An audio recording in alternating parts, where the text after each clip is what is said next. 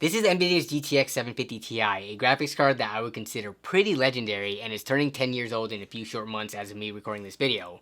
Now, it probably goes without saying that despite this being one of the most popular graphics cards in the last 10 years, I do not recommend you buy this now in late 2023 for gaming, even if you are on a tight budget. For the performance that this gives, it is not worth the average going price of about $30 to $35 in the used market. This has kind of hit a price floor, so to speak. Just for being a graphics card that is in working condition that can give a display out, there is some inherent value to this that will keep it from ever reaching near $0. Now, I bought this card because I personally enjoy playing with older hardware to see what they are capable of and what their limits are, but these days I would pretty much never recommend this card to my friends, family, or viewers. Instead, I would encourage them to save a little bit more money, closer to like 40 or 50 bucks, and pick up something that would run circles around this. Now, where could they find something like that? I know, from the sponsor of this video, Jawa.gg. For those of you out there that have been living under a rock, Jawa.gg is a community-driven marketplace for PC enthusiasts to buy and sell hardware. Whether you're looking for individual components like CPUs, graphics cards, power supplies, etc., or you're looking for a complete custom-built PC, turnkey and ready to be shipped to your front door, be sure to check out Jawa for all your needs. If you're looking to upgrade your graphics card, then Jawa's got you covered. They have a program set up where they will buy your old one directly from you, hassle-free, to offset the cost of your next one. And as we approach the holiday season, be sure to check out Jawa regularly for big sales, starting with Black Friday right around the corner. Lots of money to be saved here. They've also curated an ultimate tech tuber gift guide featuring myself and some other tech content creator friends of mine. This guide brings together different perspectives to help you with gift ideas for those loved ones in your life that are always hard to shop for. Can't afford to buy literally anything at the moment? Then don't worry, they've got you covered on that front too, because they're running a giveaway for a pretty decked out gaming computer featuring a Ryzen 5 7600X and an RTX 4070 Ti, which would make for an awesome system for any gamer out there. Details on how to enter the giveaway are going to be in the description below. Thanks Jawa for sponsoring this video. Now let's get back to the GTX 750 Ti. So as I mentioned earlier, this card is approaching 10 years old. It was released back in February 2014 at an MSRP of $150, which sounds pretty cheap compared to what we have offered to us today in the entry to mid-range segment of the market. But don't forget, we do have to adjust for inflation. So $150 back in 2014 would be just shy of $200 today. This card definitely holds a special place in my heart because this was the go-to card for budget builds when I first started making content on YouTube. I started my channel at the beginning of 2016 and this was 2 years old by that point. So if you grabbed one new at that time, it already saw a couple of rounds of price reductions, and even better, if you got it used, it was pretty dang cheap.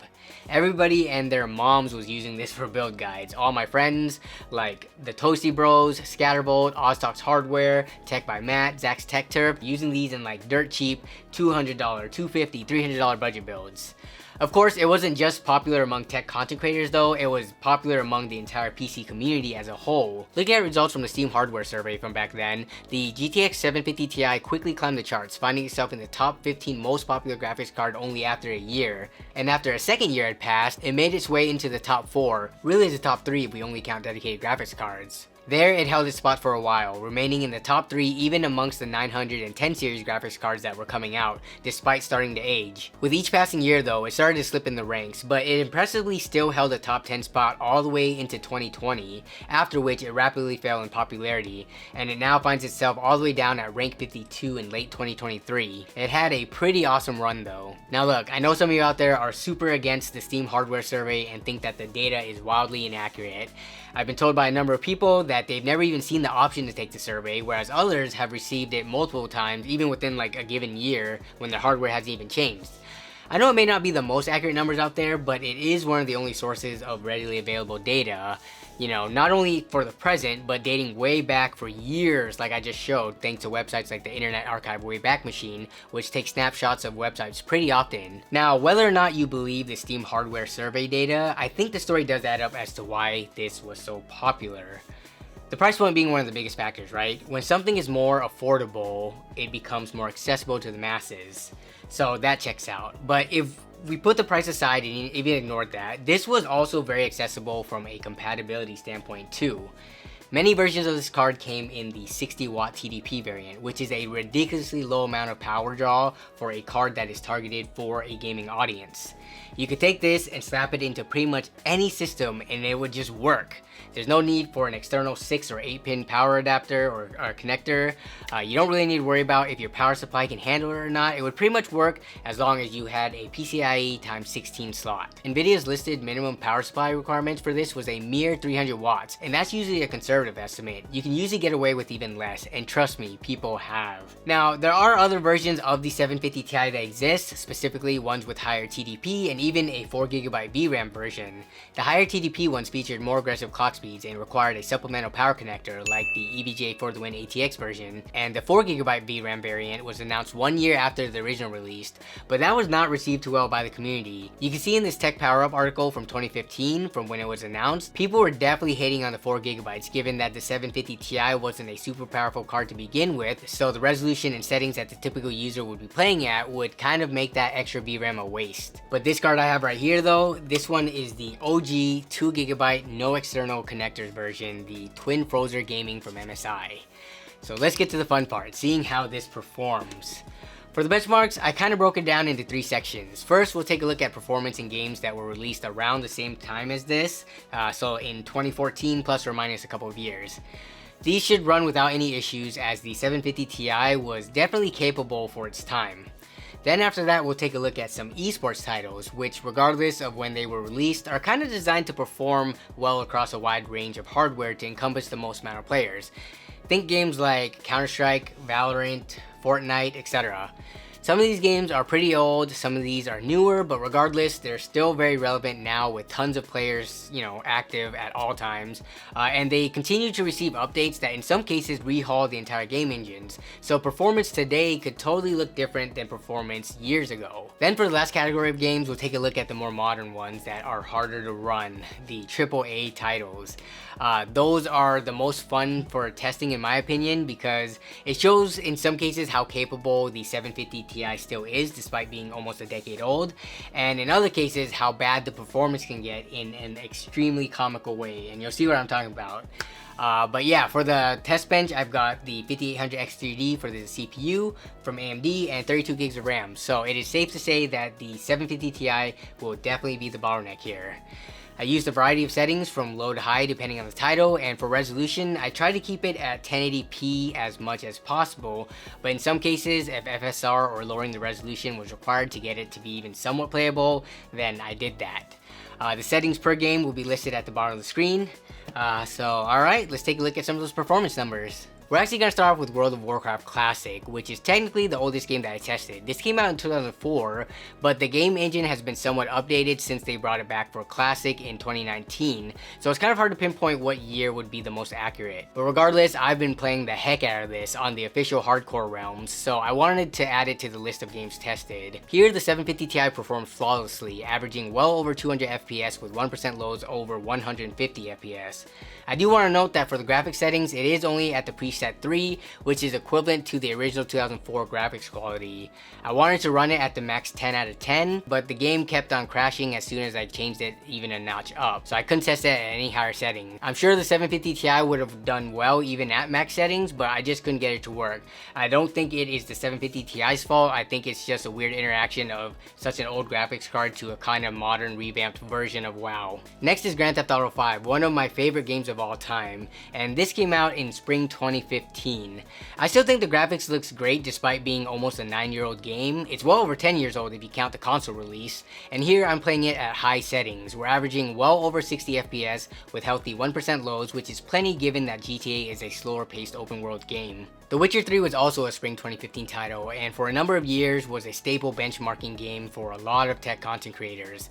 This was very much a AAA title that was demanding for its time, and here, at the lowest settings available, the 750 Ti is not able to achieve the coveted 60 FPS average.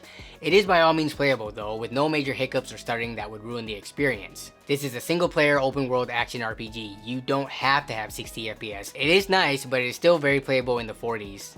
Rise of the Tomb Raider was released in late 2015 and is very much a AAA title as well. You can probably see here that this is very apparent because even at the lowest settings, the 750 Ti was seeing just barely over 30 FPS average. 1% lows were looking good in comparison, and while this was a playable experience, it was a noticeable drop in smoothness compared to the other titles. Dirt Rally came out right at the end of 2015 in December and was quite popular, receiving praise for its graphics, physics, and gameplay. Here I had it running at the high preset graphics settings and pretty much hit that targeted 60 average FPS mark. 1% low stayed well above 30 FPS, so I would say the 750 Ti passes with flying colors. The last quote-unquote old title that I tested was Doom, which came out in spring of 2016. And here the 750 Ti struggles a bit. At the preset medium settings, it does manage to average more than 30 FPS, which for me personally is kind of the minimum that I'd want for a playable experience, but it is quite far from the 60 FPS or even higher that's ideal for faster paced shooters like Doom. So those were some of the older titles. Now let's get into some of the esports games. The first one we'll look at is League of Legends, which came out all the way back in 2009. Despite being a very old title, it has received a ton of updates over the years, and the game engine today is far different from the engine that it originally shipped with. With that said, League has always been a game that has been very easy to run and is known to be more reliant on the CPU than the GPU. Well, that may be the case if you had a well-balanced system, but here we have a ridiculously overpowered CPU paired with an underpowered GPU, and despite League not being that GPU reliant, we do see the 750 Ti being put through its paces and it's constantly being pegged near 100% utilization. Despite that though, average frame rates were well into the upper 200s, with 1% lows good enough for pretty much any high refresh rate monitor. Counter-Strike 2 is next. Just a few months ago, CSGO saw a major overhaul of the game engine after 11 years, and it got replaced by the new Counter-Strike 2. This features major technical improvements as a result of moving the game from the Source engine to the Source 2 engine. This new engine is definitely harder on graphics cards because the original Source engine had even mid-range graphics cards pumping really high frame rates at max settings.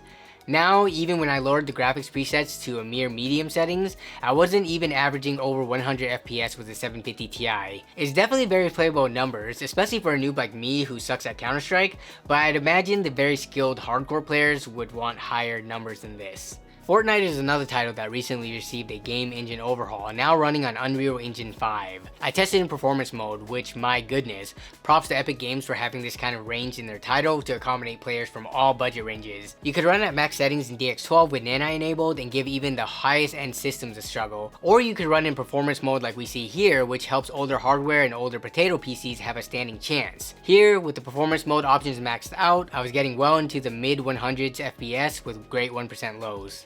Apex Legends can be somewhat of a hard game to run. It's a bit newer than some of the aforementioned esports titles, and it shows because here I had to run at the lowest settings to average 60 FPS or better. The graphics are looking a bit rough, but hey, it's playable. Last of the esports titles I tested is Valorant, and I gotta give it to Riot. They know how to make games that are very accessible to the masses. I'm running at max settings on a graphics card that is 6 years older than this game, and we're pushing over 100 FPS no problem with great lows. So far, the GTX 750 Ti is doing pretty well, but that was kind of to be expected with the older and esports games. Now let's get to the fun part, the modern AAA test suite, and we'll go in alphabetical order. First up, Assassin's Creed Valhalla. Technically, the 750 Ti shouldn't even be able to run this game because it requires a DirectX 12 compatible graphics card, which the 750 Ti is not completely. While it does support DirectX 12, it doesn't have all the required features levels as seen here. The highest feature level it has is 11.0. So in some of the newer titles, the game won't launch at all. Now, sometimes you can find workarounds for this, like in this case, I was able to look around online and there are DLL files that you can use to allow the game to launch. Doing that, I was able to get in-game, but it was not pretty. I couldn't even get through an entire session in AC Valhalla. It would eventually crash after a few minutes every single time. This isn't always going to be the case with DX12 games, but for Assassin's Creed, it was simply not playable. Next we have Call of Duty Modern Warfare 2, which is supposedly a DX12 title, but oddly enough I got it to work with the 750 Ti without doing any mods or using any special DLL files or anything. It just launched with no issues. I had to run at the lowest graphics settings here, and even then it was already requiring well beyond the 2GB of VRAM that the 750 Ti had. Despite this though, I was solidly averaging over 30 FPS while playing. Far from ideal for a shooter, but hey, what do you expect? This is a AAA game released 8+ years after the 750 Ti. Cyberpunk is considered by some to be a Nvidia tech demo, but probably not intended for graphics card released by Nvidia 6 years prior to it. Here I had to throw the kitchen sink at it to get it in a playable state. We're talking about the lowest settings, lowest textures available, and enabling FSR 2.1 at the ultra performance setting, which effectively is 33% screen resolution. That's why this looks like complete crap, and even then the numbers are very laughable. I don't know if there actually exist people who expect to use something as old as the 750 Ti for a demanding of a game as Cyberpunk, but if you do exist, then Michael Jordan has some words of advice for you. Stop it. Get some help. Next is Diablo 4, which surprisingly ran really well. Now, I do have to preface that with the fact that I was playing at the lowest possible settings with FSR turned to ultra performance, but hey, it was pretty dang smooth and it did not look as bad as some of the other titles when you do go ultra performance FSR. The 750 Ti was pretty much averaging right there at the 60 FPS mark with good 1% lows. For a game this new, I'd say that this is a pretty big W for the 750 Ti. Now we get to Forspoken, which is by far the worst experience I had of all the games tested. Launching the game, I was met with error messages, but despite that, the system still pushed through and let me get to the game menu. It then warned me that the game needed more than 4GB of VRAM. We had half of that, but who cares, onward we go. And then I saw why. I should have heeded those warnings and taken them to heart, because at 1080p, even at the lowest settings, the game was a complete slideshow. I'm not talking about low FPS, I'm talking about literal 1 FPS, where you're seeing on screen is shown at full speed. After 10 or so minutes of trying to navigate through the menu because it was super laggy in extreme slow motion, I was able to get the game to a more playable state. Now, take the words playable state with a grain of salt, because while I was able to finally start moving around in game, it was at a measly 5 FPS at a jarring 640 by 480 resolution. Kind of amazing how they even let you play a game at this state and at these settings. At what point should the game just be like, nah, I'm just gonna crash out? So yeah, needless to say, the 750 Ti fails here, though I must admit it did look pretty cool seeing the graphics running so pixelated like something from the 90s. Forza Horizon 5 warns us with a pop-up in-game that we are low on video memory and to close non-vital programs or lower the graphics settings. Little doesn't know though that even if we did all that stuff, it still would be a problem, so we just ignore this message. At the lowest graphics preset, this was surprisingly playable. I didn't even need to use FSR or scale down the resolution at all. This was 1080p lowest settings and the average FPS was in the mid-30s and 1% loads were in the mid-20s, and while the graphics quality did leave much to be desired, I was still pretty impressed at how playable this was. I'll take it, all things considered. In Halo Infinite, we did not meet the required hardware features to run the game as noted by this error message. No luck with the DLL files to try to bypass it either, it simply would not run, and I have not seen any instances online of anyone able to get a 750 Ti to work with this game. Surprisingly, the more demanding Hogwarts Legacy does run, and that's about all I can say about it. It runs. I was playing at the lowest preset graphics settings and enabled FSR2 at of course ultra performance, but that didn't really do too much. It was still a slow, choppy mess, not really worth anyone's time to actually try to play through the entire game unless you're a masochist. Similar to Halo, Last of Us did not run, asking for feature level 12.0 or higher, which we've already gone over earlier that the 750 Ti just does not meet. I tried the extra DLL files here as well, and no dice. In Spider-Man Miles Morales, I tried using FSR to improve the frame rate, but that didn't help at all. It just made it a huge, ugly, blurry mess while keeping the same FPS as if it were off, so I just kept it off. At the lowest graphics settings available, I was web slinging through the city at a pretty miserable and choppy 14 average FPS. Would not recommend. Last we have Starfield, which simply gives an error message when you try to start the game that the graphics card does not meet the min spec requirements. You know, I had to try those DLL files one last time, and surprisingly it ended up working and we were in the game. And yep, as you guessed it, I was playing at the lowest settings, FSR2 enabled, and what that resulted in was a 6 FPS average slideshow. Man, this was bad. Sorry 750 Ti owners out there if you thought you'd actually be able to play one of the most anticipated releases of 2023 from legendary AAA studio Bethesda. Well, think again. Unless you want to subject yourself to this painfully bad experience, better to stick to Skyrim or Fallout. And there you have it, the GTX 750 Ti revisited nearly 10 years after its release. Regardless of some of the poor results, especially in those newer demanding titles, I think this card has secured itself in the Graphics Card Hall of Fame and it will fondly be remembered and talked about for years to come. I don't think I've ever come across anyone who has had like really negative things to say about it. It's usually pretty positive, and a lot of people appreciate it for being a stepping stone for them into the PC gaming world because of how affordable it's been pretty much throughout its entire life cycle. This was for sure a first graphics card for a lot of people out there, but it's definitely time to move on. We are seeing other cards newer than this that don't cost too much more, but offer much better features, more compatibility with modern games, and better price to performance. Cards like the RX 470, 480, 570, 580, GTX 1050 Ti, 1060. Those are all cards that I would probably recommend as the minimum to get nowadays. This should just be reserved for tinkering around with or just messing around with. Let me know down in the comments below, did you ever own the GTX 750 Ti? And are any of you out there using this right now as your main graphics card? Sound off in the comments if you are. I know there's gotta be at least a handful of you out there that are still repping this bad boy. That's gonna be it for me though. Hope you all found this video either useful or entertaining in one way or another. I want to thank you all as always for watching and for continuing to support the channel. Huge thanks to the channel members and the super gifters for their above and beyond support as always. Be safe out there, and I will see you all down in the comments as well as the next stream and or video. Bye.